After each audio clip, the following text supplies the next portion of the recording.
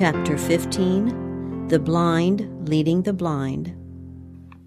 I have seen how the blind guides were laboring to make souls as blind as themselves, little realizing what is coming upon them.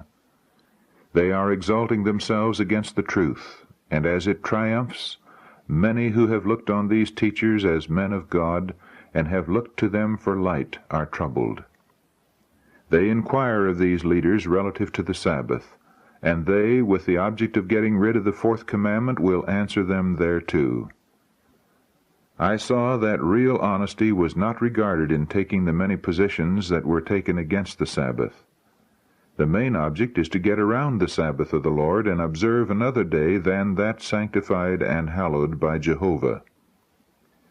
If they are driven from one position, they take an opposite one, even a position that they had but just before condemned as unsound. God's people are coming into the unity of the faith. Those who observe the Sabbath of the Bible are united in their views of Bible truth. But those who oppose the Sabbath among the Advent people are disunited and strangely divided.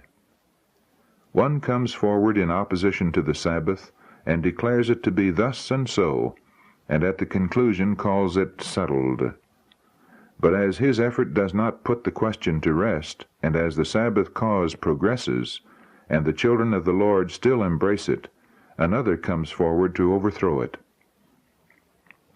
But in presenting his views to get around the Sabbath, he entirely tears down the arguments of him who made the first effort against the truth, and presents a theory as opposite to his as to ours. So with the third and the fourth, but none of them will have it as it stands in the Word of God. The seventh day is a Sabbath of the Lord thy God. Such, I saw, have the carnal mind, therefore are not subject to the holy law of God. They are not agreed among themselves, yet labor hard with their inferences to wrest the Scriptures, to make a breach in God's law, to change, abolish, or do anything with the fourth commandment rather than to observe it.